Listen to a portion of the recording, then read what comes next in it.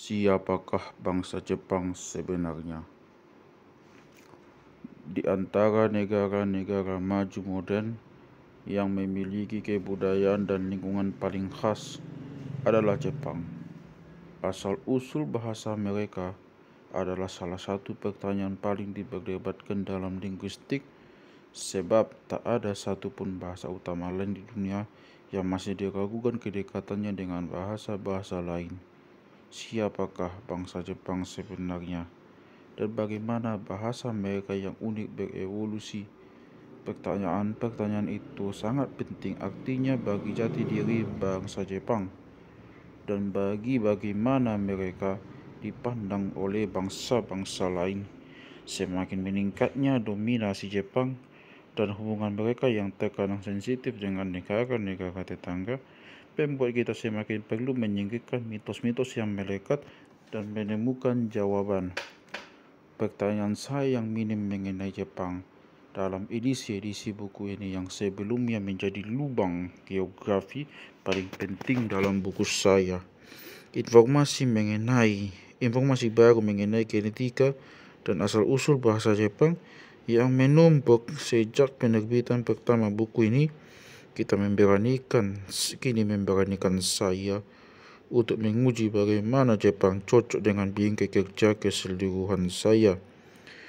Pencarian jawaban itu sulit karena bukti-bukti yang ada sangat saling bertolak belakang. Di satu sisi, bangsa Jepang tidaklah khas secara biologis karena sangat mirip dalam hal tampilan fisik dan gen dengan orang-orang Asia Timur lain, terutama bangsa Korea. Seperti yang bangsa Jepang senang tekankan, mereka amat homogen secara budaya dan biologi. Tidak ada perbedaan berarti antara orang-orang yang berasal dari berbagai bagian Jepang selain suku Ainu yang sangat berbeda dari Pulau Hokkaido di utara Jepang. Semua fakta itu seperti yang menunjukkan bahwa orang-orang Jepang mencapai Jepang belum lama dari daratan utama Asia Timur dan menyingkirkan orang-orang Ainu yang merupakan penduduk asli.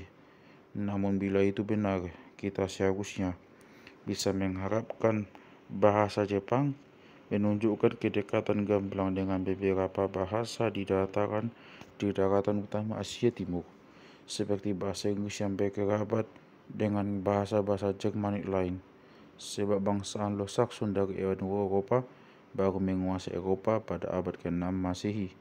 Bagaimana bisa kita memecahkan kontradiksi antara bahasa Jepang yang konon kuno dan semua bukti lain yang mengisyaratkan bahwa usia bahasa itu belum tua?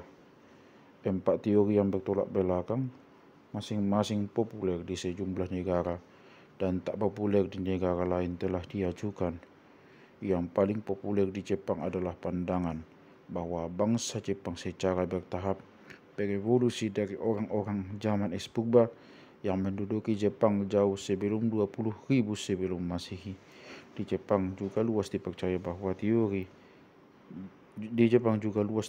teori bahwa orang-orang Jepang merupakan keturunan bangsa nomaden penunggang kuda dari Asia Tengah yang melewati Korea dan menaklukkan Jepang pada abad ke-4 sebelum Masehi, namun bukanlah orang Korea.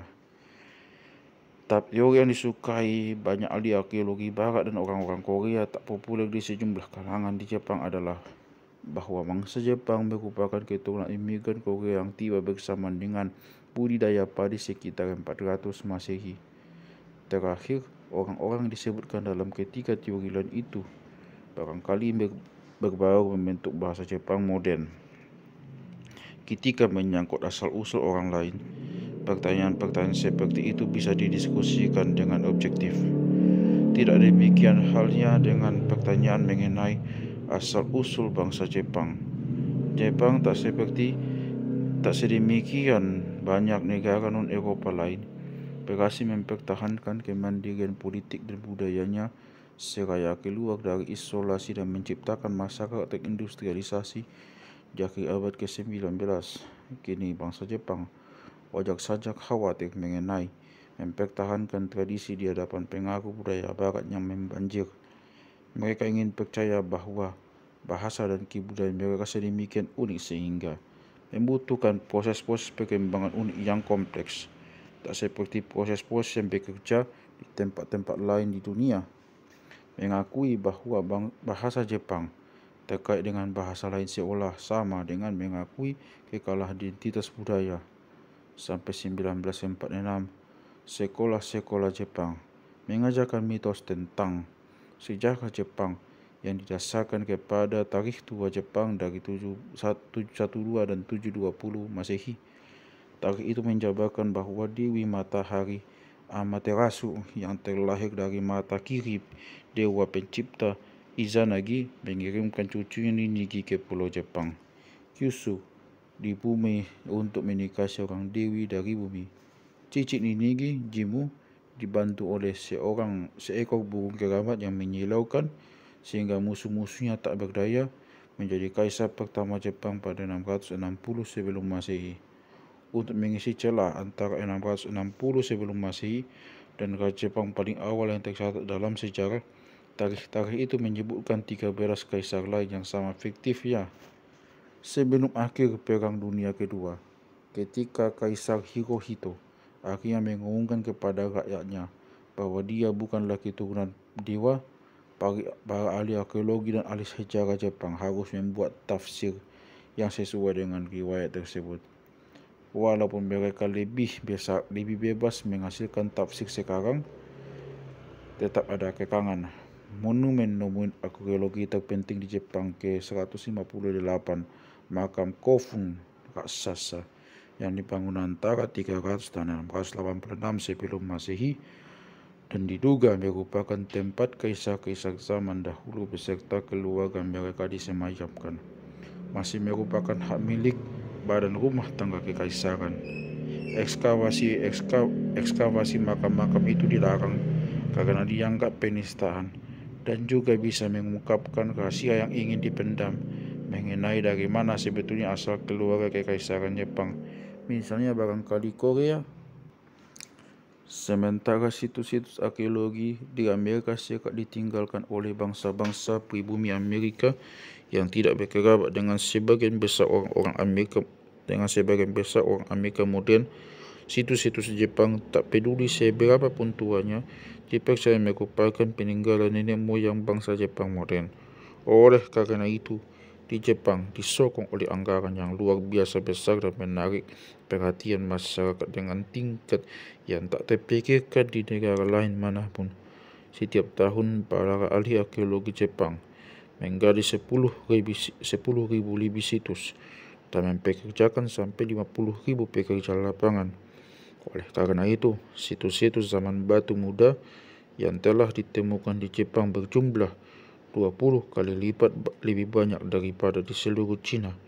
Laporan-laporan tentang penggalian muncul nyaris setiap hari di TV dan di halaman depan koran-koran terbesar di Jepang. Para ahli arkeologi yang bertekad membuktikan bahwa nenek moyang bangsa Jepang modern tiba di Jepang pada zaman dahulu sekali, memberikan penekanan dalam laporan ekskavasi tentang betapa berbedanya penduduk Jepang purba dengan bangsa-bangsa lain yang hidup sezaman. Namun, betapa mirip mereka dengan orang-orang zaman sekarang. Misalnya seorang ahli arkeologi yang memberi kuliah tentang sebuah situs berusia 2000 tahun akan memusatkan perhatian penyimak pada lubang-lubang sampah tempat para penghuni situs itu membuang sampah basah yang menggambarkan bahwa orang-orang Jepang zaman dahulu sudah mempraktikkan kebersihan yang dibangga-banggakan keturunan mereka sekarang. Yang membuat diskusi arkeologi Jepang secara objektif sangat sulit adalah bahwa tafsir orang Jepang atas masa lalu mereka mempengaruhi perilaku mereka di masa kini. Di antara bangsa-bangsa Asia Timur, siapa yang membawa budaya ke siapa yang unggul dari segi budaya, dan siapa yang barbar, dan siapa yang secara sejarah bisa mengklaim wilayah milik yang lain. Misalnya ada banyak bukti arkeologi mengenai pertukaran masyarakat dan barang antara Jepang dan Korea pada masa 300 sampai 700 Masehi. Orang-orang Jepang mengartikan itu sebagai penaklukan Jepang atas Korea yang berujung pada dibawanya budak dan pengkajian Korea ke Jepang. Interpretasi Korea sebaliknya adalah Korea menaklukkan Jepang, dan bahawa para pendiri keluarga kekaisaran Jepang sebenarnya berdarah Korea. Oleh karena itu, ketika Jepang mengirimkan prajurit ke Korea dan menganeksasi Korea pada 1910, para pemimpin militer Jepang mengeluh-elukan aneksasi itu sebagai pemulihan tatanan sah zaman dahulu. Selama 35 tahun berikutnya, pasukan pendudukan Jepang mencoba menghapuskan kebudayaan Korea dan menggantikan bahasa Korea dengan bahasa Jepang di sekolah-sekolah. Keluarga Korea yang telah hidup Jepang selama beberapa generasi masih sulit memperoleh kewarganegaraan Jepang. Makam hidung di Jepang masih berisikan hidung-hidung yang dipotong dari 20.000 orang Korea dan dibawa ke Jepang sebagai tawanan dalam serbuan Jepang pada abad ke-16 ke negara tersebut. Tidak mengherankan kalau kebencian terhadap Jepang tersebar luas di Korea dan rasa jijik terhadap bangsa Korea tersebar luas di Jepang. Sebagai satu contoh saja mengenai perdebatan arkeologi yang tampaknya pelik, ternyata bisa membangkitkan emosi. Tengoklah relik arkeologi Jepang beratak yang paling kesohor, pedang Eta Funayama dari abad ke-5 Masehi, ditetapkan sebagai pusaka nasional dan disimpan di Museum Nasional Tokyo. Pada pedang besi itu tertata tulisan dalam huruf-huruf Cina dari perak, salah satu contoh tulisan tertua yang masih ada di Jepang, yang menyebutkan tentang Raja Agung dan seorang pejabat yang mengabdi kepadanya, serta seorang juru tulis Korea bernama Choan. Beberapa huruf Cina itu tidak lengkap, berkarat atau hilang dan harus ditebak-tebak. Para cendekiawan Jepang secara tradisional menganggap huruf-huruf yang hilang itu berarti sang raja adalah kaisar Jepang Mizuhawake bergigi indah, yang disebutkan dalam tarikh Jepang abad ke-8. Tapi pada 1966, ahli sejarah Korea Kim Sok-yong menggegerkan kalangan cendekiawan Jepang dengan mengajukan bahawa nama yang hilang itu sebenarnya adalah Raja Kairo dari Korea, dan bahawa pejabat yang disebutkan adalah salah satu raja kecil Korea pengabdi yang ketika itu sedang menduduki beberapa wilayah Jepang. Apa itu sebenarnya tatanan sah zaman dahulu? Sekarang, Jepang dan Korea sama-sama merupakan kekuatan ekonomi dikdaya, berhadap-hadapan mengapit Selat Tsushima dan saling memandang melalui lensa yang teracuni mitos palsu dan kekejaman sungguhan pada masa lalu. Sungguh buruk masa depan Asia bila kedua bangsa besar itu tak dapat bersepaham. Pemahaman yang benar mengenai siapa sebenarnya bangsa Jepang dan bagaimana mereka berbeda dari bangsa Korea yang berkerabat dengan mereka penting artinya untuk menemukan kesepahaman itu. Titik awal untuk memahami kebudayaan Jepang yang unik adalah geografi dan lingkungannya yang unik.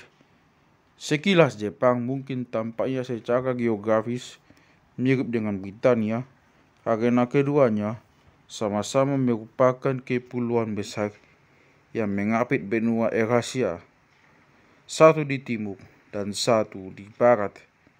Namun perbedaan-perbedaan rinci yang ternyata penting. Jepang berukuran lebih besar dan terletak lebih jauh dari benua. Wilayah Jepang luasnya 378.000 km persegi, 1,5 kali lebih luas daripada Britania dan nyaris sama dengan luas California. Britania terletak hanya 35 km dari pesisir Prancis, namun Jepang terletak 177 km dari titik terdekat di benua Asia Korea Selatan dan 290 km dari daratan utama Rusia serta 740 km dari daratan utama Cina. Barangkali sebagai akibatnya, sepanjang sejarahnya, Britania jauh lebih banyak berhubungan dengan Eropa daratan daripada Jepang dengan Asia daratan. Misalnya sejak masa Kristus, ada 4 kali serbuan yang berhasil dilaksanakan dari Britania ke Eropa. Namun tidak ada serbuan ke Jepang yang berhasil, kecuali kalau Korea betul menaklukkan Jepang pada tarikh. Sebaliknya, bala tentara Britania juga berperan di benua Eropa dalam setiap abad sejak penaklukan oleh bangsa Norman pada 1066 Masehi. Sementara sebelum akhir abad ke-19, Asia daratan selalu terbebas dari bala tentara Jepang, kecuali Korea pada masa pratarikh dan dasawarsa terakhir abad ke-16. Dengan demikian, ciri-ciri geografi telah menjadikan Jepang lebih terisolasi dan karena itu memiliki kebudayaan yang jauh lebih khas daripada Britania.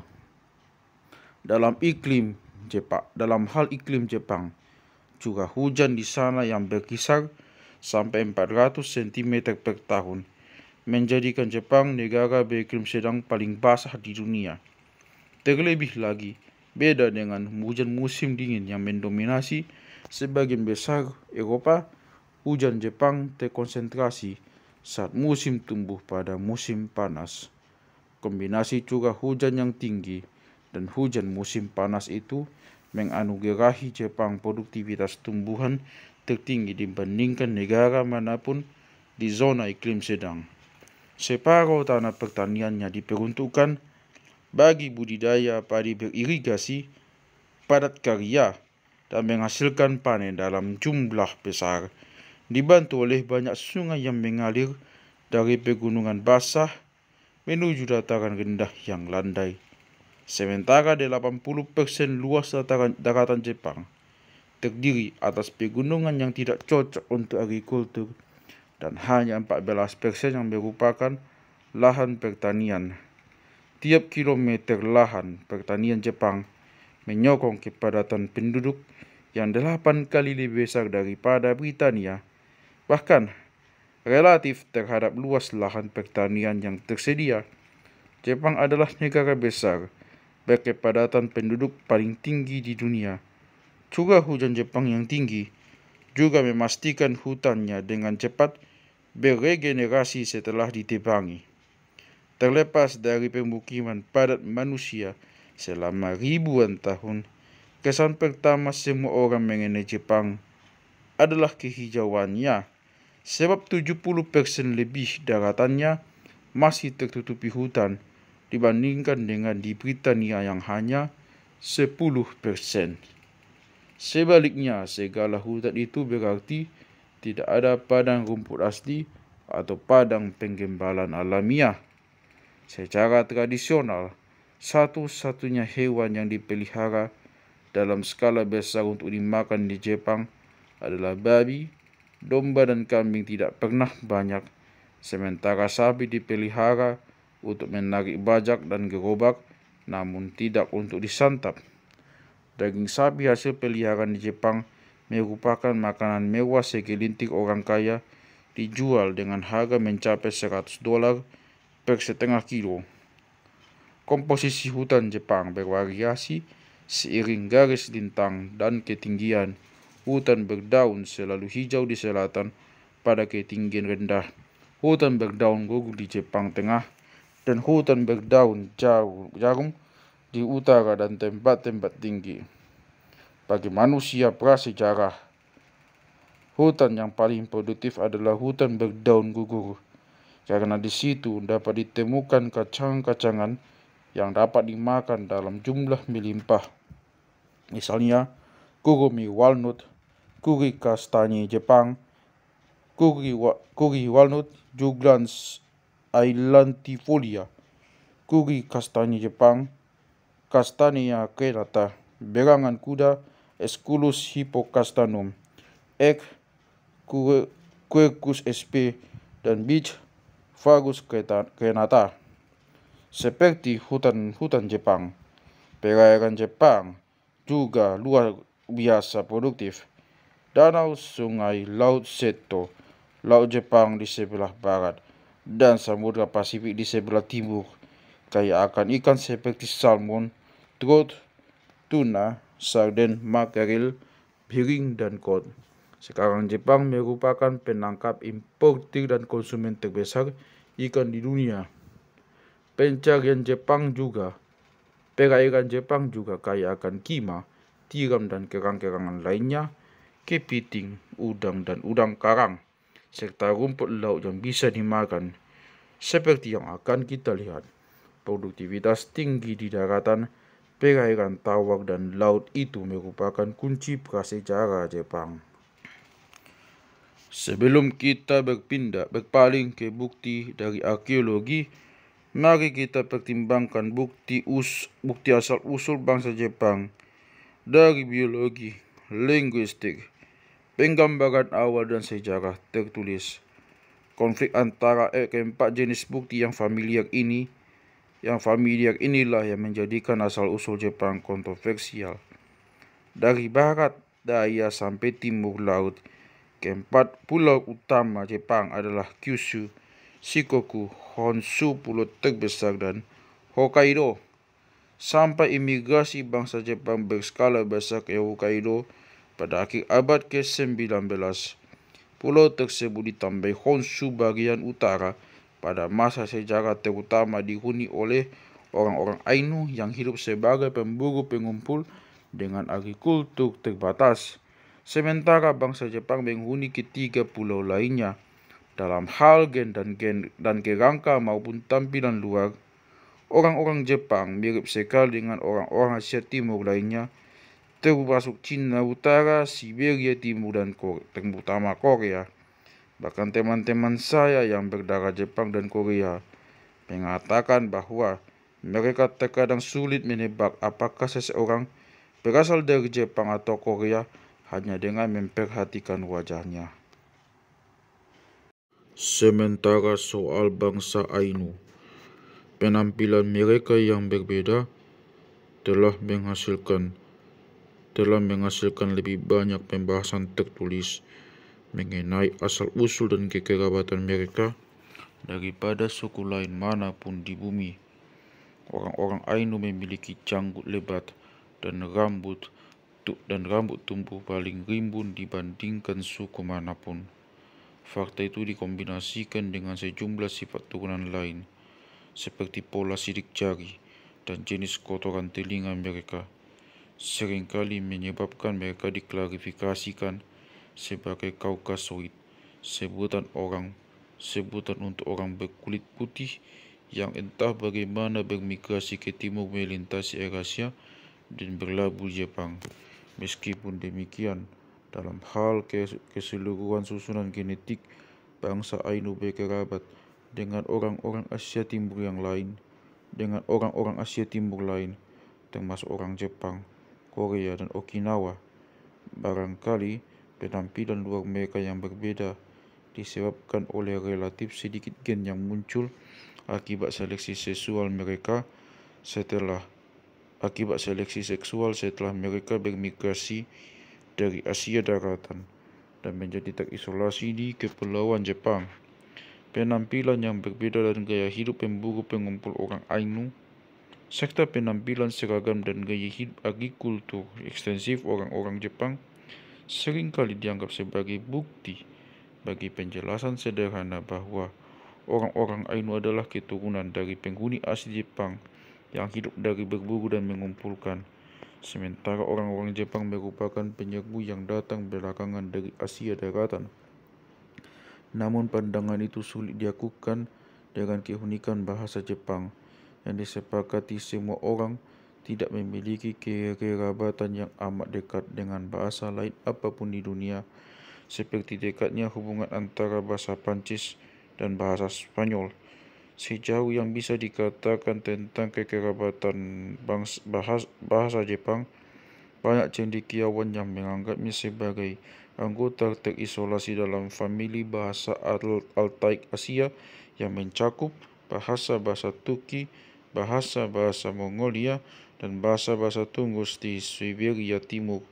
Korea seringkali juga dianggap sebagai anggota terisolasi keluarga itu, dan di dalam famili itu, bahasa Jepang dan Korea mungkin berkerabat lebih dekat dengan satu sama lain dibandingkan dengan bahasa-bahasa Altaik lain. Tapi kemiripan antara bahasa Jepang dan Korea terbatas kepada ciri-ciri tata bahasa umum dan sekitar 15% kosakata dasar, bukan ciri bersama yang rinci dalam hal tata bahasa dan kosakata seperti yang menghubungkan bahasa Perancis dengan bahasa Spanyol. Tapi bila kita menerima bahwa bahasa Jepang dan Korea memang berkerabat, seberapapun jauhnya kesamaan 15% kosakata itu menunjukkan bahwa tampaknya kedua bahasa itu boleh saling memisah sekitar 5.000 tahun lalu, bukan baru 2.000 tahun lalu, atau kurang seperti pemisahan antara bahasa Prancis dan bahasa Spanyol. Sedangkan bahasa Ainu, kekerabatannya sepenuhnya diragukan. Barangkali sama sekali tidak ada kekerabatan khusus antara bahasa itu dengan bahasa Jepang. Setelah biologi dan bahasa, jenis bukti ketiga kita mengenai asal-usul Jepang berasal dari penggambaran kuno. Karya tertua yang dibuat mirip penduduk Jepang dan masih ada adalah patung-patung yang disebut Haniwa, ditegakkan di luar makam-makam sekitar 1.500 tahun lalu. Dari bentuk matanya, patung-patung itu tak diragukan lagi menggambarkan orang-orang Asia Timur seperti bangsa Jepang dan Korea modern. Mereka tidak mirip orang Ainu yang berjanggut lebat.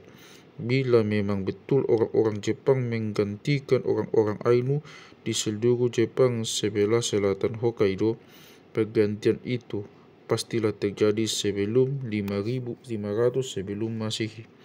Setelah Jepang mendirikan pos-pos dagang di Hokkaido pada 1615, mereka terus memperlakukan orang Ainu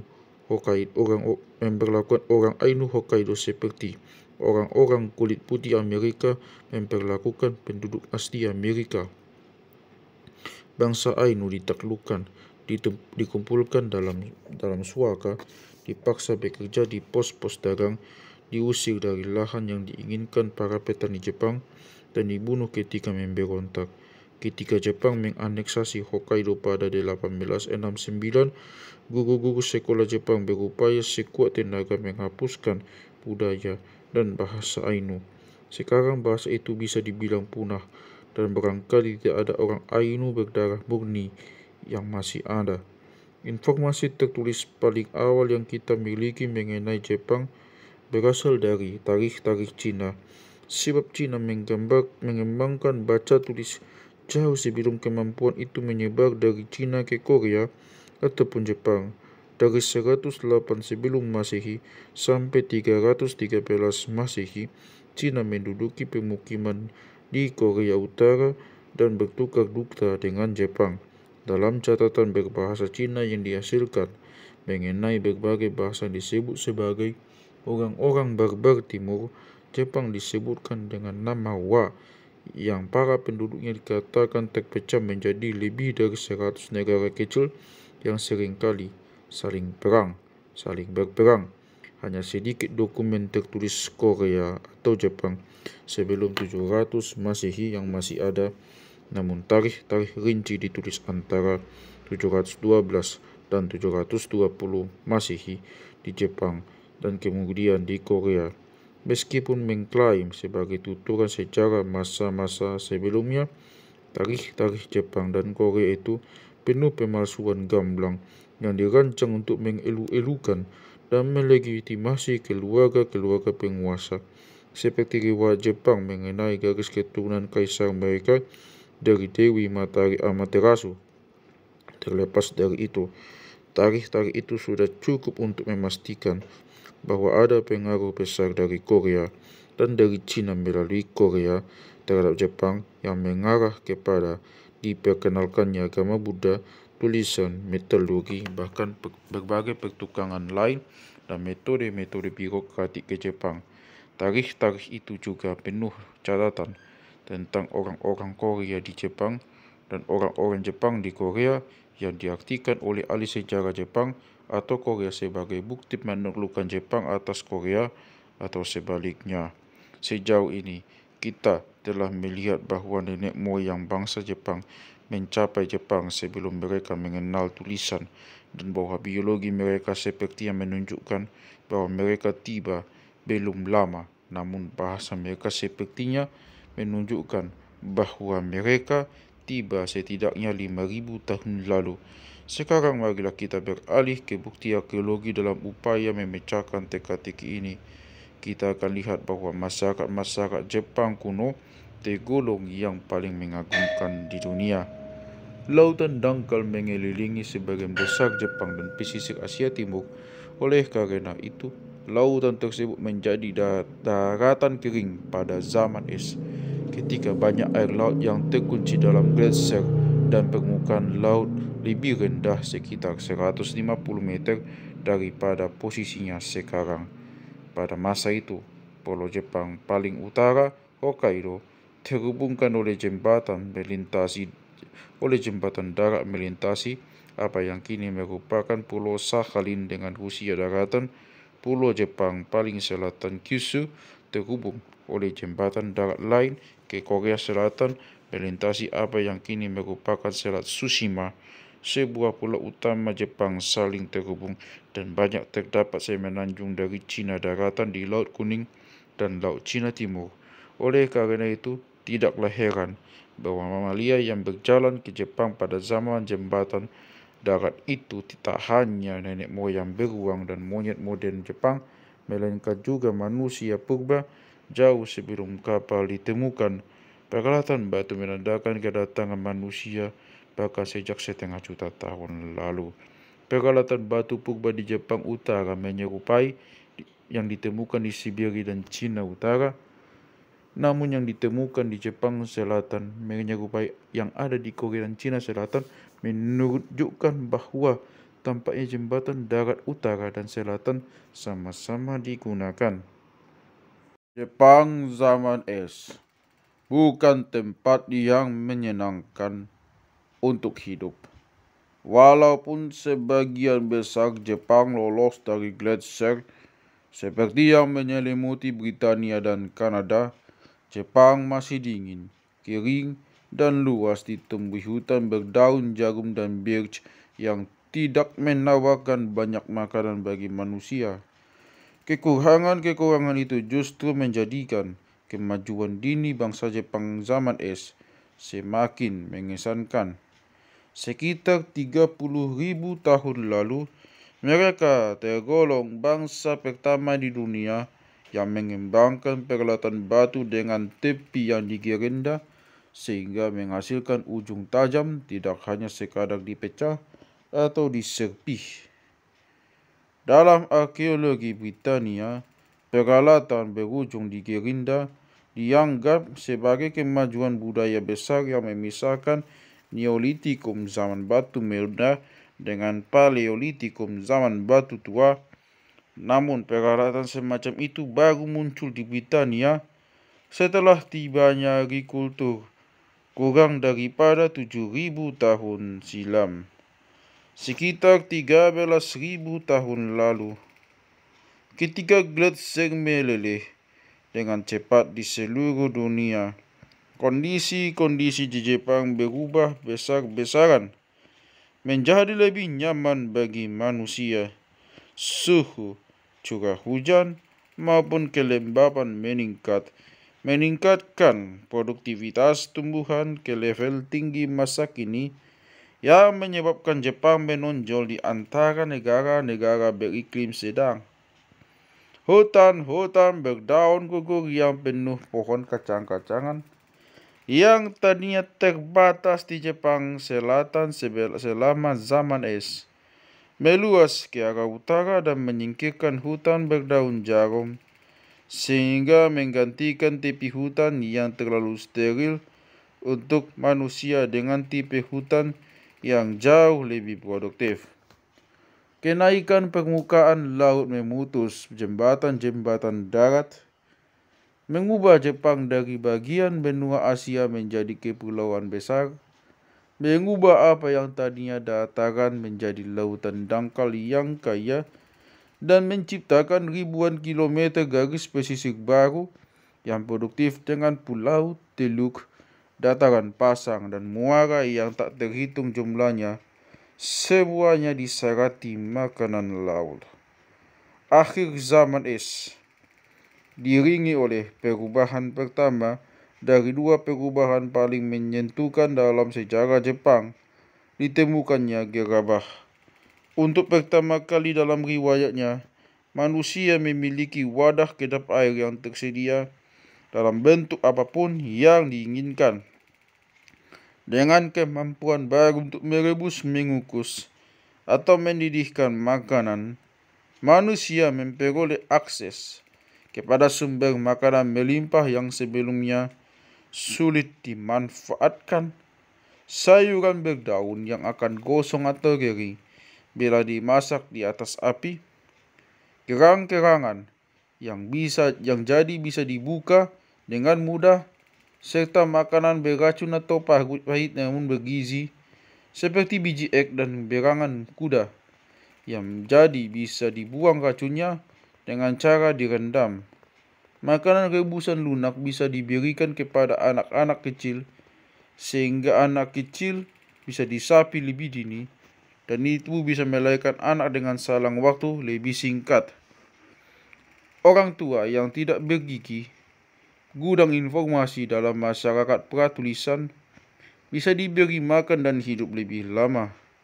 Sebuah faedah penting gerabah memicu ledakan populasi, menyebabkan populasi Jepang naik dari kira-kira beberapa ribu orang menjadi 1/4 juta.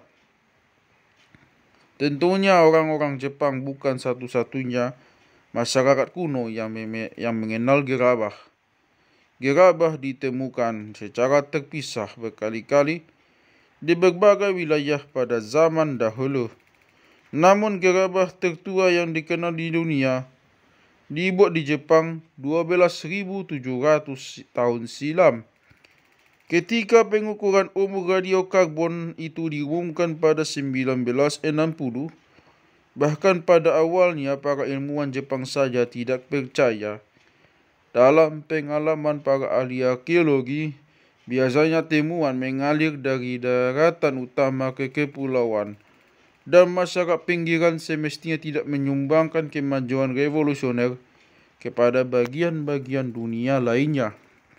Dalam pengalaman para ahli arkeologi Jepang, Cina dianggap sebagai sumber terobosan-terobosan budaya di Asia Timur, misalnya pertanian, tulisan, metalurgi, dan segala sesuatu lainnya yang penting. Kini nyaris 40 tahun setelah usia tua gerabah Jepang itu diketahui, para ahli arkeologi masih belum juga tersadar dari apa yang diistilahkan syok karbon 14.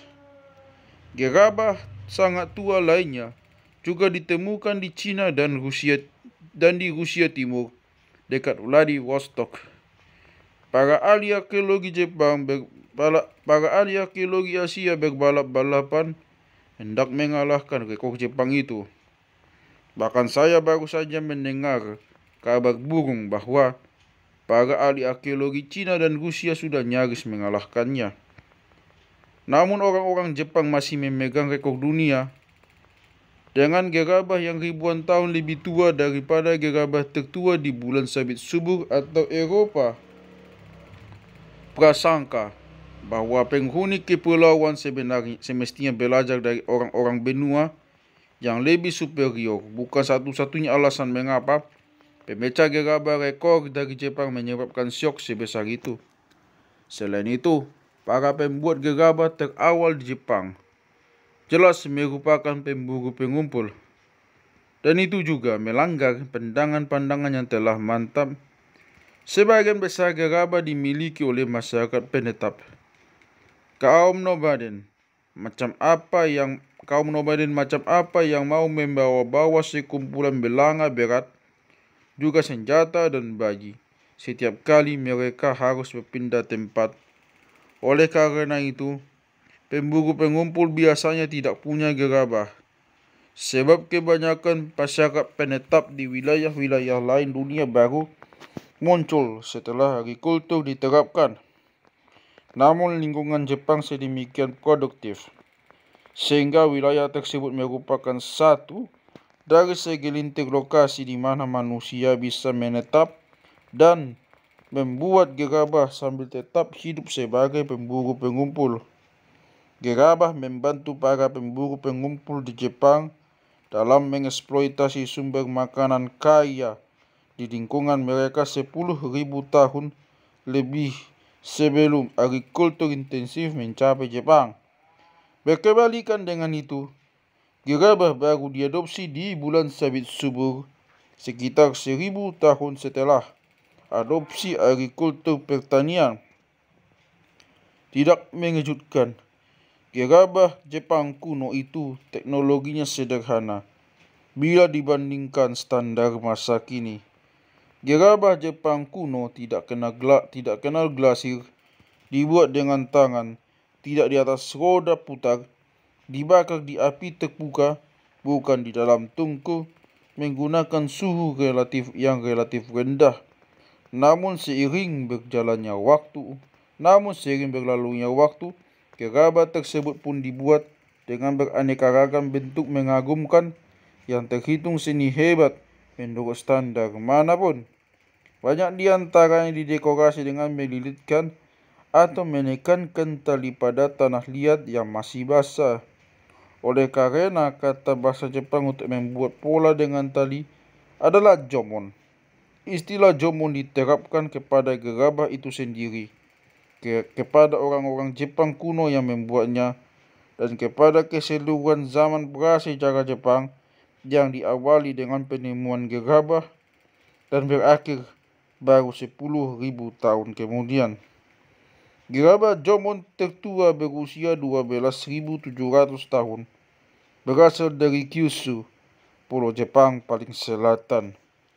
Dari situ gerabah menyebar ke utara, mencapai wilayah Tokyo modern sekitar 9.500 tahun lalu dan pulau paling utara Hokkaido pada 7.000 tahun silam.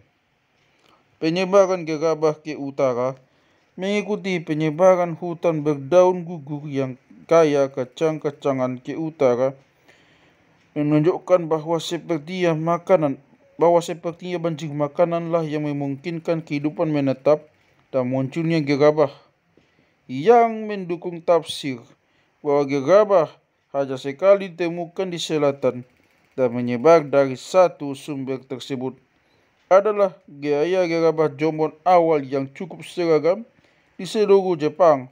Lama-kelamaan, beberapa dusin gaya daerah berkembang di sepanjang 2.400 kepulauan Jepang. Bagaimana orang-orang Jomon bertahan hidup? Kita punya bukti melimpah dari sampah yang mereka tinggalkan di ratusan ribu situs arkeologi dan tumpukan raksasa cangkang yang telah diekskavasi tersebar di seluruh penjuru Jepang. Ternyata para pemburu, pengumpul dan nelayan menikmati diet yang luar biasa, beraneka ragam dan seimbang, yang pasti akan dipuji oleh para ahli gizi modern. Salah satu kategori makanan utama adalah kacang-kacangan, terutama kastanye dan almond, ditambah pirangan kuda dan biji egg yang telah direndam sampai racun pahitnya hilang. Kacang-kacangan bisa dipanen di musim gugur dalam kuantitas melimpah dan kemudian disimpan untuk musim dingin dalam lubang simpanan bawah tanah yang bisa mencapai kedalaman 2 meter dan lebar 2 meter.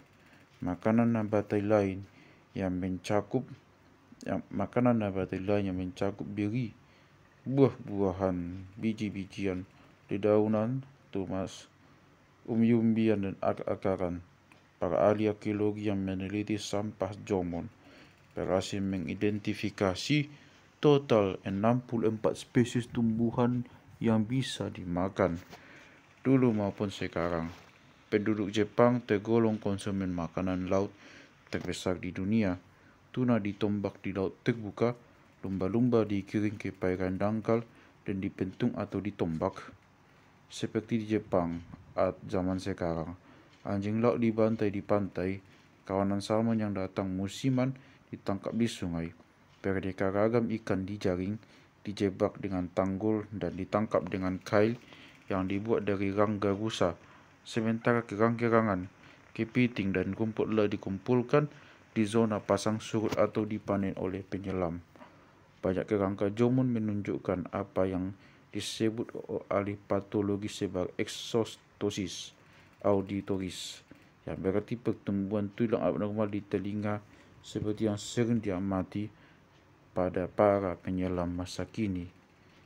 Di antara hewan-hewan darat yang diburu, celeng dan rusa adalah hewan yang paling umum, diikuti oleh kambing gunung dan beruang.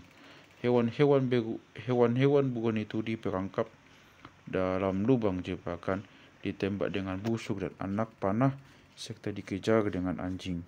Tulang babi muncul di masa Jomon dan di pulau-pulau lepas pantai di mana babi tidak ditemukan secara alami, membuat kita bertanya-tanya apakah orang Jomon mulai mencoba-coba beternak babi. Pertanyaan paling penting diperdebatkan mengenai cara orang Jomon bertahan hidup adalah seberapa besar kontribusi agrikultur. Situs-situs Jomon sering mengandung sisa-sisa tumbuhan yang bisa dimakan, yang merupakan tumbuhan asli Jepang sebagai spesies liar, namun juga dibudidayakan sebagai tanaman pangan saat ini, termasuk kacang azuki, Vigna angularis, kacang hijau, Vigna radiata, dan hie jawawut Jepang, Echinocloa esculenta. Sisa-sisa dari zaman Jomon tidak dengan jelas menunjukkan ciri-ciri morfologis yang membedakan tanaman pangan dari nenek moyang liarnya, sehingga kita tidak tahu apakah tumbuh-tumbuhan tersebut dikumpulkan di alam ataukah secara sengaja ditumbuhkan. Di situs-situs tersebut juga ditemukan sisa-sisa tumbuhan yang bisa dimakan atau dimanfaatkan yang bukan tumbuhan asli Jepang dan yang pastilah diintroduksi karena kegunaannya dari benua Asia, misalnya soba, Fagopirum esculentum, melon, labu air, ganja serat, dan siso, Perilla frutescens yang digunakan sebagai bumbu. Sekitar 1200 sebelum Masehi, mendekati ujung zaman Jomon, beberapa butir beras, jelai, dan jawawut, padi-padian pokok Asia Timur mulai bermunculan. Semua bukti menarik itu mungkin menunjukkan bahwa orang-orang Jomon mulai mempraktikkan agrikultur terbang bakar, namun jelaslah hanya sesekali dengan kontribusi kecil terhadap diet mereka. Saya tidak ingin meninggalkan kesan bahwa setiap jenis makanan yang saya sebutkan dimakan di seluruh penjuru Jepang zaman Jomon. Di hutan-hutan Jepang Utara yang kaya kacang-kacangan, yang paling penting adalah lubang simpanan kacang, juga perburuan anjing laut dan penangkapan ikan. Di barat daya yang miskin kacang-kacangan, kerang-kerangan memegang peran yang lebih besar. Namun keanekaragaman masih menjadi ciri diet lokal Jomon dan bahkan santapan individual Jomon. Misal seperti yang ditunjukkan oleh sisa-sisa santapan yang terabaikan, orang-orang Jomon mencampurkan tepung kastanya dan walnut, daging dan darah babi dan rusa, serta telur burung dalam takaran berbeda-beda untuk menghasilkan kue kaya karbohidrat atau burger yang kaya protein. Para pemburu pengumpul Ainu yang hidup belum lama ini menjaga bilang asup dari keramik di atas api dan memasukkan segala macam makanan ke dalamnya. Para nenek moyang mereka di zaman Jomon hidup di lokasi-lokasi yang sama dan berlahap makanan yang sama, mungkin melakukan hal yang sama. Saya menyinggung bahwa gerabah mereka, termasuk wadah-wadah berat yang tingginya mencapai 1 meter, menunjukkan bahwa tampaknya para pemburu pengumpul Jomon bersifat menetap, tidak nomaden. Bukti lebih lanjut mengenai hunian tetap berasal dari peralatan batu mereka yang berat, sisa-sisa rumah semi terpendam yang cukup banyak dengan tanda-tanda renovasi, situs-situs desa besar yang terdiri atas 100 atau lebih hunian dan perkuburan. Semua ciri itu membedakan orang-orang Jomon dari para pemburu-pengumpul modern yang berpindah pangkalan setiap beberapa minggu sekali, hanya membangun tempat bernaung dan membebani diri dengan hanya segelintir harta benda yang mudah dibawa-bawa. Gaya hidup menetap dimungkinkan oleh keanekaragaman habitat kaya sumber daya yang tersedia bagi orang-orang Jomon tak jauh dari satu lokasi pusat, hutan-hutan di daratan, sungai, tepi pantai, teluk dan lautan terbuka. Orang-orang Jomon mencapai kepadatan penduduk tertinggi yang pernah diperkirakan bagi pemburu pengumpul, terutama di Jepang Tengah dan Utara, dengan hutan-hutannya yang kaya kacang-kacangan, kawanan salmon, dan laut yang produktif. Perkiraan penduduk total Jepang zaman Jomon yang pada puncaknya adalah 250.000, tentu saja kecil bila dibandingkan dengan Jepang modern, tapi luar biasa untuk masyarakat pemburu pengumpul. Pesaing terdekat mereka pada zaman modern adalah orang-orang Indian Amerika di pesisir Pasifik Barat Laut dan California, yang juga bertahan hidup dari hutan-hutan yang kaya kacang-kacangan, kawanan salmon, dan kelautan yang produktif. Contoh mencolok evolusi konvergen masyarakat manusia. Dalam segala perhatian terhadap apa yang dimiliki orang-orang Jomon, kita harus tahu mengenai apa yang mereka tidak punya. Mereka tidak punya agrikultur intensif, bahkan mungkin tak punya agrikultur sama sekali. Selain anjing dan barangkali babi, mereka tak punya hewan piaraan. Mereka tak punya peralatan logam, tulisan maupun tenunan. Desa-desa dan perkuburan Jomon tidak terdiri atas beberapa rumah dan makam yang berdekorasi mewah yang kontras dengan bangunan sederhana dalam jumlah besar, melainkan cenderung seragam, menunjukkan kalau sepertinya hanya ada sedikit stratifikasi sosial memisahkan masyarakat menjadi pemimpin dan orang biasa. Variasi regional bergerabah menunjukkan bahwa tampaknya tak banyak kemajuan ke arah sentralisasi dan unifikasi politik. Semua ciri negatif itu kontras dengan ciri-ciri masyarakat sezaman yang hanya terpisah beberapa ratus mil dari Jepang zaman Jomon di Cina dan Korea Daratan, dan dengan perubahan-perubahan yang menyapu Jepang sendiri setelah 400 sebelum Masehi. Terlepas dari kekhasannya, bahkan di Asia Timur saat itu Jepang zaman Jomon bukanlah semesta yang sepenuhnya terisolasi. Penyebaran gerabah dan obsidian, batu vulkan yang sangat keras dan disukai untuk membuat peralatan batu, menunjukkan bahwa rakit-rakit Jomon sampai ke daratan Kepulauan Izu yang membentang 290 km di sebelah selatan Tokyo. Gerabah, obsidian, dan kail juga merupakan saksi perniagaan Jomon dengan Korea, Rusia, dan Okinawa. Demikian pula halnya dengan kedatangan setengah lusin tanaman pangan dari Asia Daratan yang telah saya sebutkan.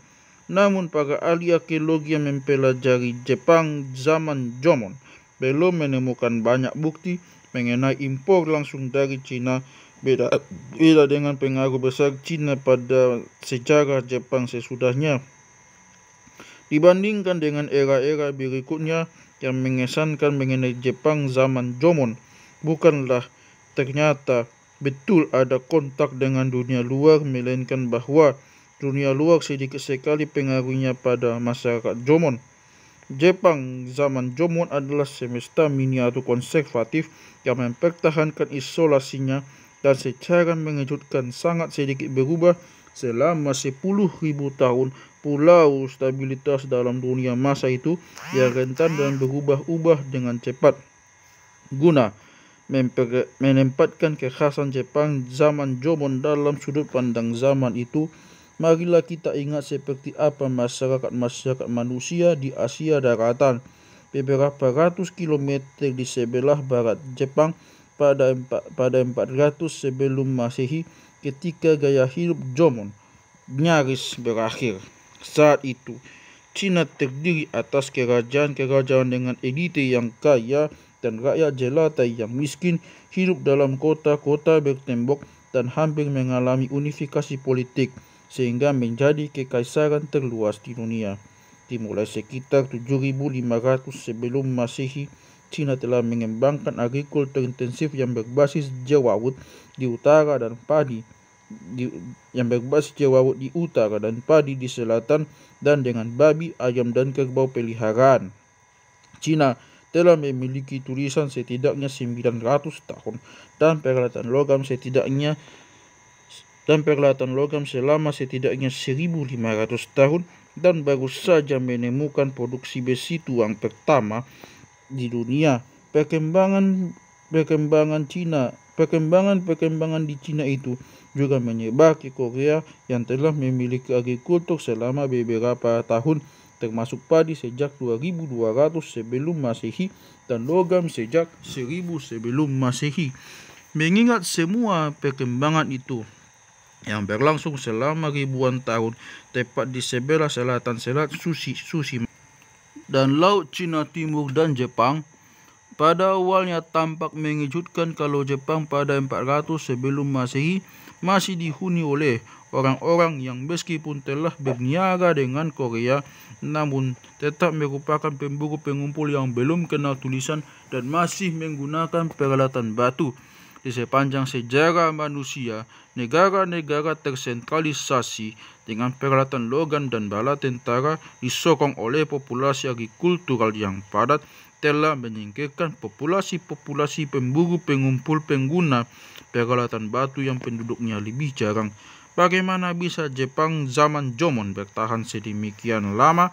Guna memahami keanehan itu, kita harus ingat bahwa sampai 400 sebelum Masehi, garis depan Selat Tsushima bukan memisahkan petani kaya dan pemburu pengumpul miskin, melainkan petani miskin dan pemburu pengumpul kaya.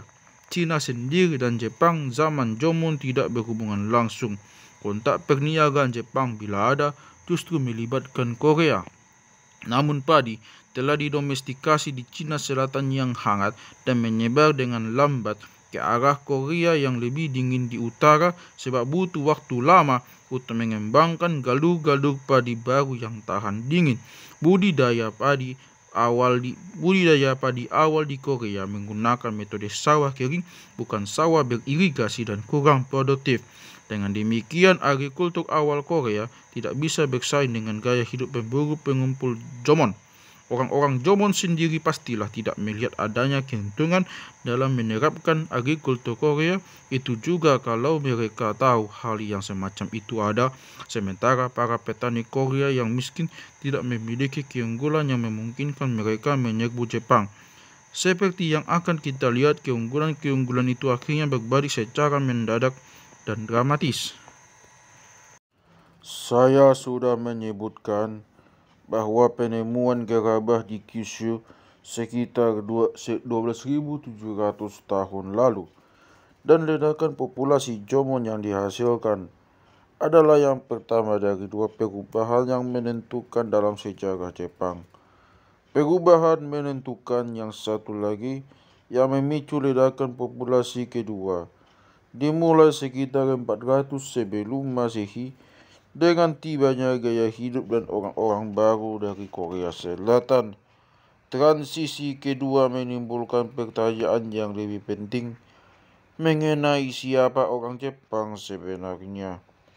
Apakah transisi itu menandai digantikannya orang-orang Jomon oleh imigran dari Korea yang menjadi nenek moyang orang Jepang modern, ataukah hanya menandakan penduduk Jepang asli zaman Jomon terus menghuni Jepang sambil mempelajari cara-cara baru yang berharga? Gaya hidup baru itu muncul pertama kali di pesisir utara Pulau Jepang yang terletak paling barat daya Kyushu, tepat di seberang Selat Tsushima dari Korea Selatan. Unsur-unsur baru paling penting adalah peralatan logam, besi pertama di Jepang, dan agrikultur skala penuh pertama yang tak diragukan lagi. Agrikultur itu datang dalam bentuk sawah padi beririgasi, lengkap dengan kanal, bendungan, pematang, petak-petak sawah, dan sisa-sisa beras yang ditemukan melalui ekskavasi arkeologi. Para ahli arkeologi menamai gaya hidup baru tersebut yayoi dari distrik di Tokyo, di mana pada 1884 gerabah khas zaman itu pertama kali ditemukan. Tak seperti gerabah Jomon, gerabah yayoi memiliki bentuk yang sangat serupa dengan gerabah Korea Selatan di zaman itu.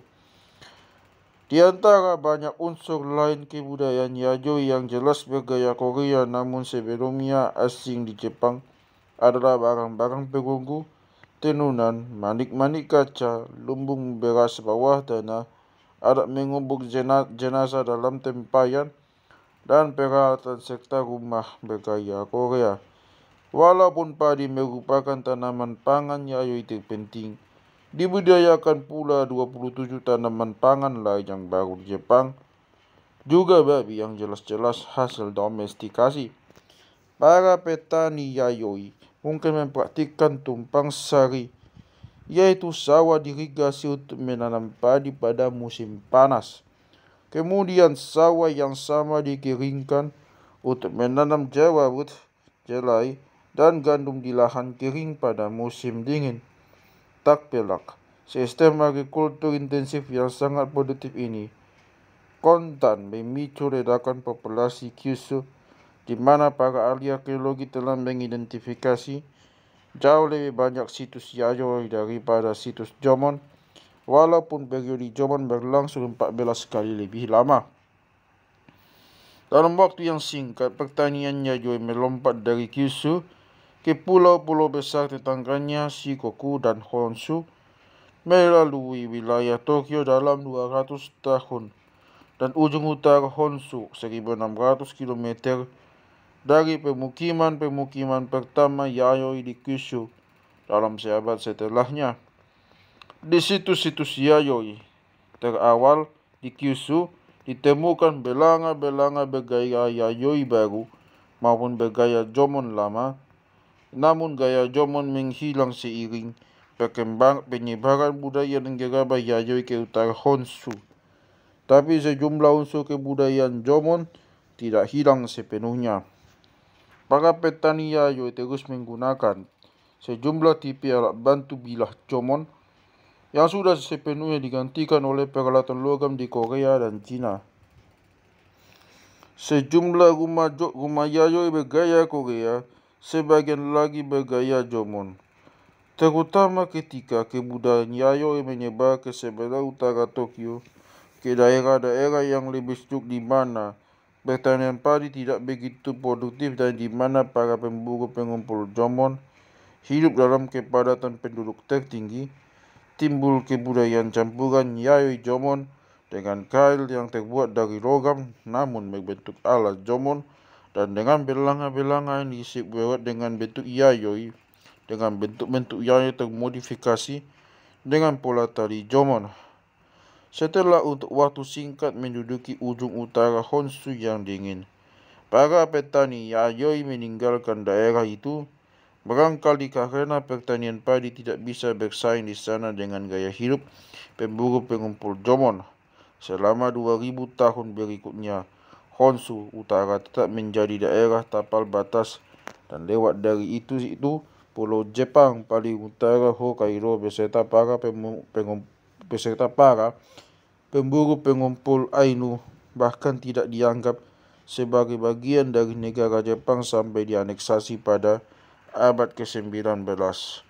Peralatan besi Yayoi pada awalnya diimpor dalam jumlah besar dari Korea, sampai peleburan dan produksi besi domestik Jepang bermula setelah beberapa abad.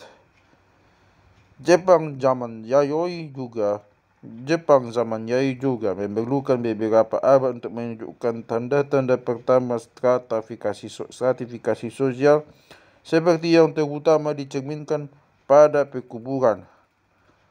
Setelah sekitar 100 sebelum Masehi, masih mulai ada bagian-bagian terpisah pekuburan yang dikhususkan bagi makam-makam yang jelas merupakan milik kelas elite yang mulai tumbuh, ditandai oleh barang-barang mewah yang diimpor dari Cina, misalnya barang-barang giok dan cermin perunggu yang indah.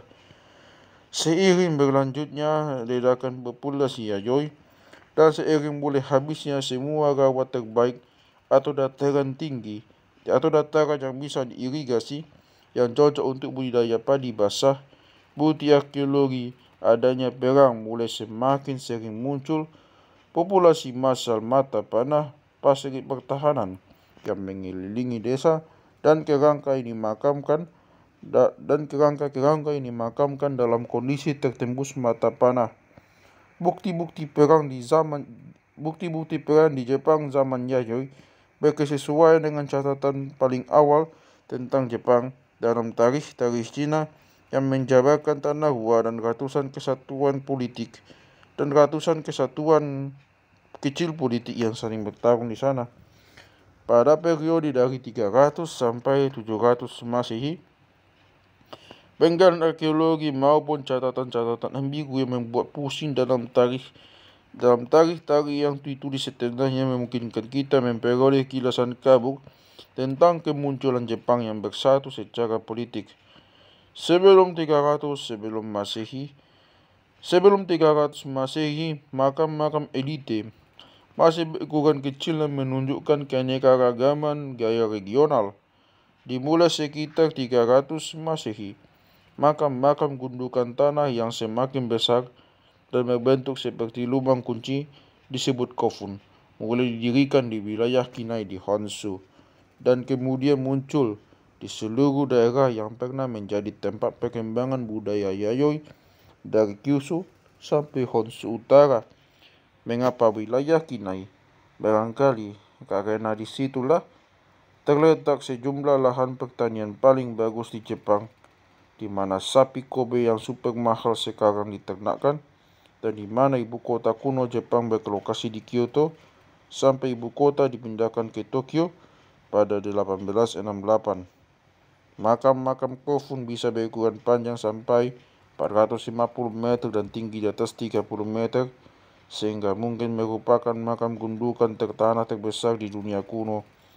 Besarnya jumlah tenaga kerja yang diperlukan untuk membangun kofun dan keseragaman gayanya di seluruh Jepang menyeratkan keberadaan para penguasa dikdaya yang berkuasa atas tenaga kerja yang besar dan sedang dalam proses pencapaian unifikasi politik Jepang. Kofun-kofun yang telah diekskavasi berisikan perlengkapan kubur mewah, namun ekskavasi semua kofun paling besar masih terlarang karena dipercaya berisi nenek moyang keluarga kekaisaran Jepang. Bukti kasat mata sentralisasi politik yang disediakan kofun memperkuat catatan-catatan tentang kaisar Jepang di era kofun yang ditulis lama sesudahnya dalam tarikh Jepang dan Korea. Pengaruh besar Korea terhadap Jepang di era kofun, entah itu melalui penaklukan Korea atas Jepang, pandangan Korea, atau penaklukan Jepang atas Korea, pandangan Jepang membawa agama Buddha, tulisan-tulisan membawa agama Buddha, tulisan kuda, serta teknik-teknik keramik dan metalurgi baru ke Jepang dari Asia Daratan. Terakhir, dengan diselesaikannya tarikh pertama Jepang pada 712 Masehi. Sebagian mitos dan sebagian penulisan ulang peristiwa sungguhan Jepang pun memasuki masa sejarah sepenuhnya. Pada 712, para penghuni Jepang akhirnya jelas merupakan orang-orang Jepang dan bahasa mereka disebut bahasa Jepang lama, tak diragukan merupakan cikal bakal bahasa Jepang modern. Kaisar Jepang sekarang Akihito adalah keturunan langsung ke-82 dari kaisar yang memerintah pada masa penulisan tarikh pertama bertanggal 712 Masehi. Dia secara tradisional dianggap keturunan langsung ke-125 kaisar pertama dalam legenda Jimmu, cicit generasi kesekian dari Dewi Matahari Amaterasu. Kebudayaan Jepang mengalami perubahan yang jauh lebih radikal dalam 700 era Yayoi daripada 10 milenium zaman Jomon. Perbedaan antara stabilitas alias konservatisme Jomon dengan perubahan radikal Yayoi adalah ciri paling mencengangkan dalam sejarah Jepang. Jelaslah terjadi sesuatu yang sangat penting pada 400 sebelum Masehi. Apa itu? Apakah orang-orang Jomon, orang-orang Yayoi, atau campuran mereka yang merupakan nenek moyang orang Jepang modern? Populasi Jepang secara mengagetkan meningkat 70 kali lipat pada zaman Yayoi. Yang menyebabkan perubahan itu? Apa yang menyebabkan perubahan itu? Perubahan sengit berkecamuk di sekitar 3 hipotesis alternatif. Salah satu teori menyatakan bahwa para pemburu pengumpul Jomon sendirilah yang perlahan-lahan berevolusi menjadi bangsa Jepang modern. Karena sudah ribuan tahun hidup menetap di desa-desa, mereka mungkin telah mengalami beradaptasi untuk menerima agrikultur. Pada transisi Yayoi, barangkali tak ada yang terjadi selain bahwa masyarakat Jomon menerima benih padi tahan dingin dan informasi mengenai irigasi sawah dari Korea, sehingga mereka bisa menghasilkan lebih banyak makanan dan jumlah mereka pun meningkat. Teori itu disukai oleh sebagian orang Jepang modern sebab meminimalkan kontribusi gen Korea yang tak dikehendaki ke gen Jepang, dan karena menggambarkan Jepang sebagai bangsa yang unik selama setidaknya 12.000 tahun terakhir. Teori kedua tak disukai oleh orang-orang Jepang yang lebih memilih teori pertama, berargumen bahwa transisi Yayoi justru merepresentasikan aliran masif imigran dari Korea yang membawa praktik-praktik pertanian, budaya, dan gen Korea. Kyushu pastilah bagaikan surga bagi para petani Korea, lebih hangat dan lebih berawa-rawa daripada Korea, sehingga merupakan tempat yang lebih bagus untuk bertanam padi. Menurut salah satu perkiraan, Jepang zaman Yayoi menerima beberapa juta imigran dari Korea. Melibas kontribusi genetis orang-orang Jomon diduga berjumlah sekitar 75.000 orang sebelum transisi Yayoi. Bila betul bangsa Jepang modern adalah keturunan imigran Korea yang mengembangkan kebudayaan modifikasi khas mereka selama 2000 tahun terakhir. Teori terakhir menerima bukti imigrasi dari Korea, namun menyangkal imigrasi itu besar-besaran Sebaliknya, agrikultur yang amat produktif memungkinkan sejumlah kecil petani padi imigran untuk bereproduksi lebih cepat daripada pemburu pengumpul jomon dan pada akhirnya mengalahkan mereka dari segi jumlah. Misalnya anggaplah hanya ada 5.000 orang Korea yang pindah ke Kyushu. Namun budaya padi memungkinkan mereka memberi makan bayi dan meningkatkan jumlah mereka dengan laju 1% per tahun. Laju itu jauh lebih cepat daripada yang diamati pada populasi-populasi pemburu pengumpul, namun mudah dicapai oleh petani.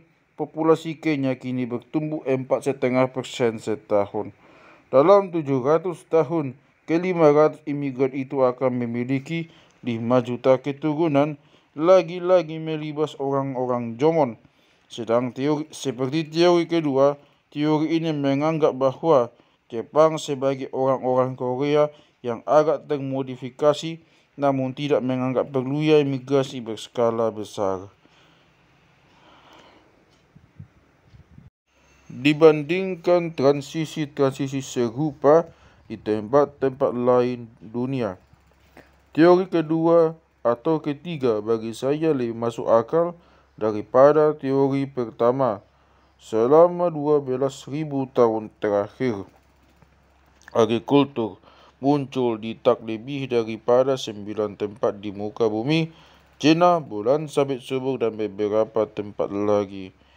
12.000 tahun lalu, semua orang di bumi adalah pemburu pengumpul.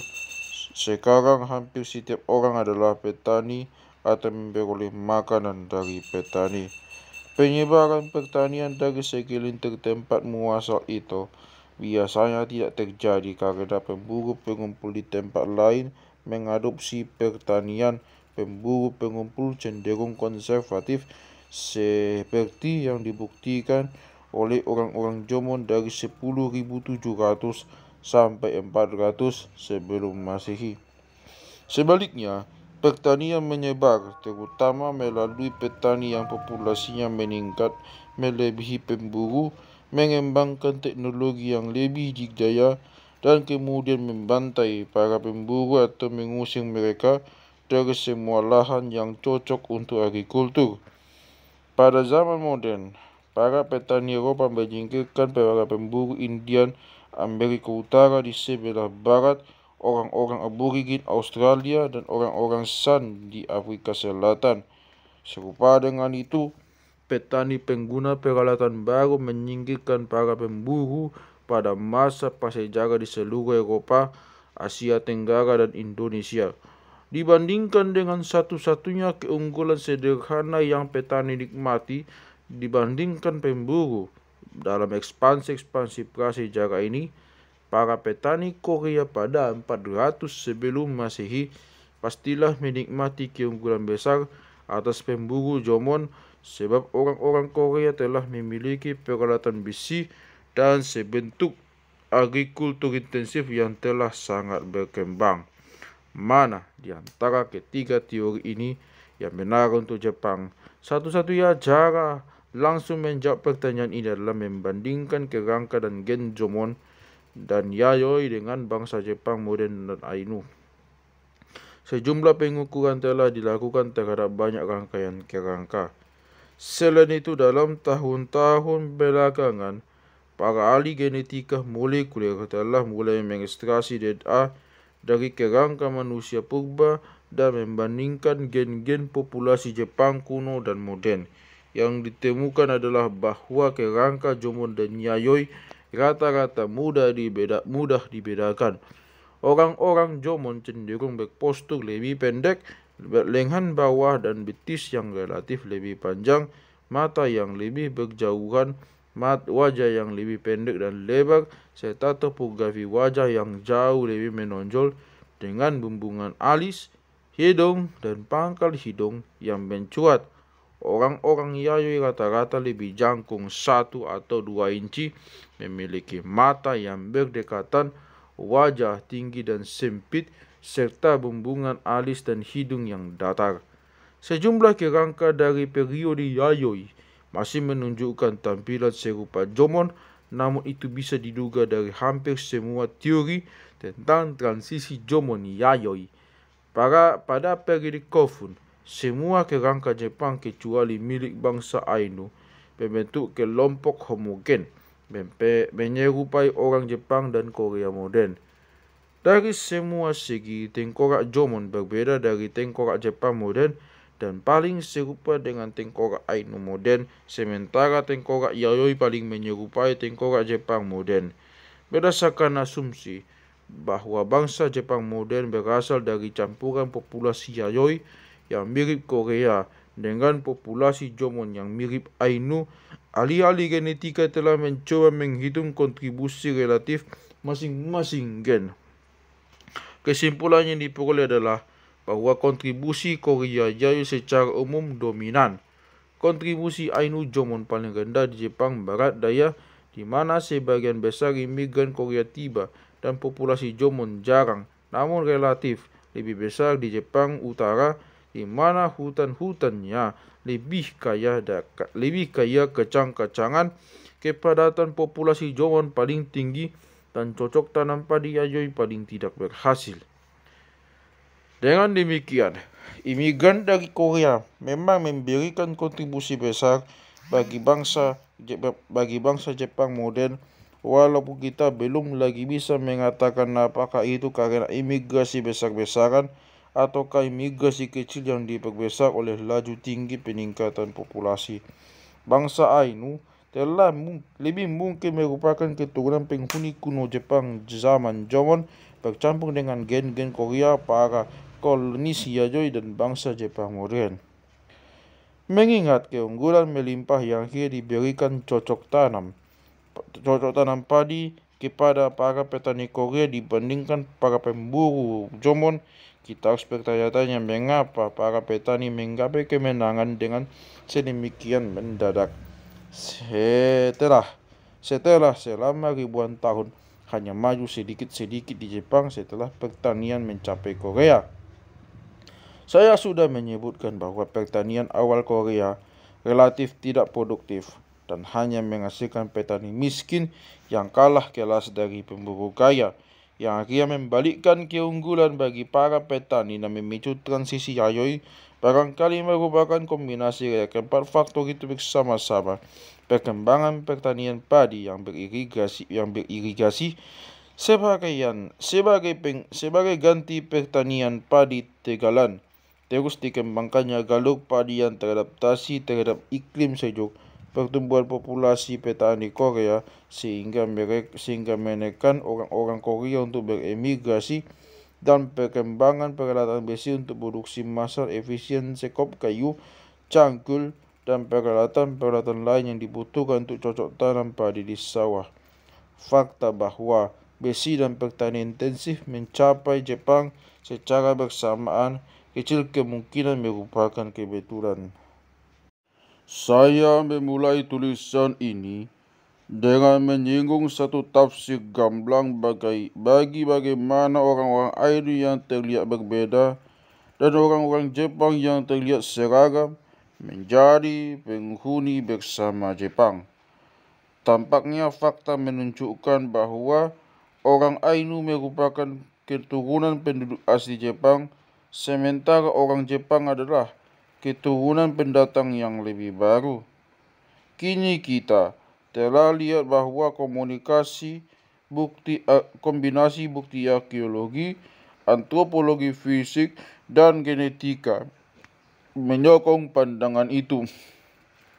Namun, saya juga menyebutkan sejak awal tentang penolakan keras yang menyebabkan sebagian besar orang, terutama orang-orang Jepang sendiri, mencari berbagai tafsiran lain. Bila orang Jepang memang merupakan keturunan pendatang baru dari Korea, kita bisa mengharapkan bahwa Jepang dan Korea sangat mirip satu sama lain. Secara lebih umum, bila bangsa Jepang muncul belum lama dari hasil pencampuran di Pulau Kyushu dari penghuni Jomon asli yang mirip Ainu dengan orang-orang Yayoi penyerbu, dari Korea, bahasa Jepang seharusnya menunjukkan kemiripan dekat dengan bahasa Korea maupun bahasa Ainu. Tapi bahasa Jepang dan Ainu tak memiliki hubungan jelas apapun, dan hubungan antara bahasa Jepang dan Korea juga jauh. Bagaimana itu bisa terjadi bila pencampuran itu baru terjadi 2400 tahun silam? Saya menyarankan pemecahan berikut, bahwa bahasa penduduk Kyushu zaman Jomon sebenarnya kecil kemungkinan sangat mirip dengan bahasa Ainu modern, sementara bahasa orang Yayo penyerbu juga tidak mirip dengan bahasa Korea. Mari kita bahas bahasa Ainu dulu. Bahasa yang kita tahu merupakan bahasa yang digunakan di zaman modern oleh orang-orang Ainu di pulau utara Jepang, Hokkaido. Oleh karena itu, para penghuni Hokkaido zaman Jomon juga barangkali berbicara dengan bahasa yang mirip Ainu, namun para penghuni Kyushu zaman Jomon tentunya tidak. Dari ujung selatan Kyushu ke ujung utara Hokkaido, di pulau Jepang nyaris 2400 km panjangnya. Kita tahu bahwa pada zaman Jomon, kepulauan tersebut menyokong keanekaragaman besar regional, teknik-teknik bertahan hidup, dan gaya-gaya gerabah, serta tidak pernah bersatu secara politis. Selama 10.000 tahun orang-orang Jomon menetap, mereka pastilah mengalami juga evolusi keanekaragaman besar linguistik. Bahasa mereka mungkin sudah beraneka ragam lebih dari 12.000 tahun silam. Bila orang Jomon Utara datang melintasi jembatan darat dari Rusia, sementara orang Jomon Selatan datang dari Korea, seperti yang sepertinya diindikasikan oleh bukti arkeologi. Bahkan banyak nama tempat Jepang di Hokkaido dan Honshu Utara mencakup kata-kata Ainu untuk sungai, Nai atau Betsu, atau Tanjung Shiri. Namun nama-nama berbau Ainu itu tak ditemukan di sebelah selatan Jepang. Ini menunjukkan bahwa seperti para perintis Yayoi dan Jepang mengadopsi banyak nama tempat Jomon setempat. Seperti orang-orang kulit putih Amerika mengadopsi nama-nama tempat dari penduduk asli Amerika, misalnya Massachusetts, Mississippi, dan lain sebagainya. Namun Ainu adalah bahasa Jomon hanya di ujung paling utara Jepang. Bahasa Jomon di Kyushu mungkin memiliki nenek moyang bersama dengan famili bahasa Austronesia yang mencakup bahasa-bahasa Polinesia dan Indonesia, serta bahasa-bahasa Aborigen Taiwan. Seperti yang telah ditunjukkan banyak ahli linguistik, bahasa Jepang menunjukkan sejumlah pengaruh bahasa-bahasa Austronesia dalam hal sama-sama lebih menyenangi apa yang disebut suku kata terbuka, kosakata, konsonan diikuti vokal, misalnya hiro, hito. Orang-orang Taiwan merupakan pelaut andal yang keturunannya menyebar jauh ke selatan, utara, timur, dan barat, sementara di antara mereka mungkin juga menyebar ke utara, ke Kyushu. Begitulah, bahasa Ainu modern di Hokkaido bukan model untuk bahasa Jepang kuno, bukan model untuk bahasa Jomon kuno di Kyushu.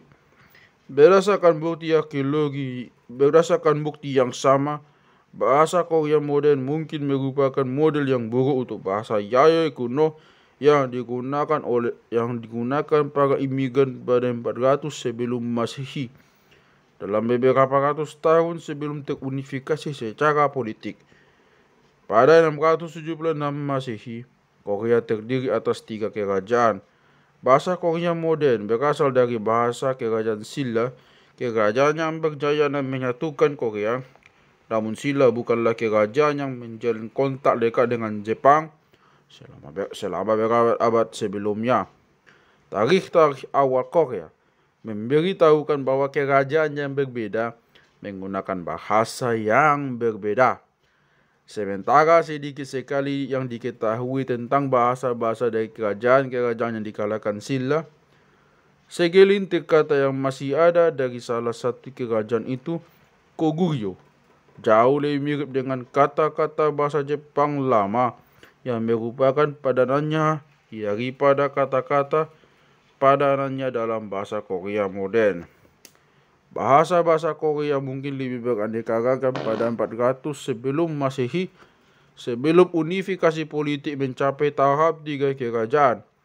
Saya menduga bahwa bahasa Korea dibawa ke Jepang pada 400 sebelum Masehi dan yang berevolusi menjadi bahasa Jepang modern cukup berbeda dari bahasa Silla yang berevolusi menjadi bahasa Korea modern.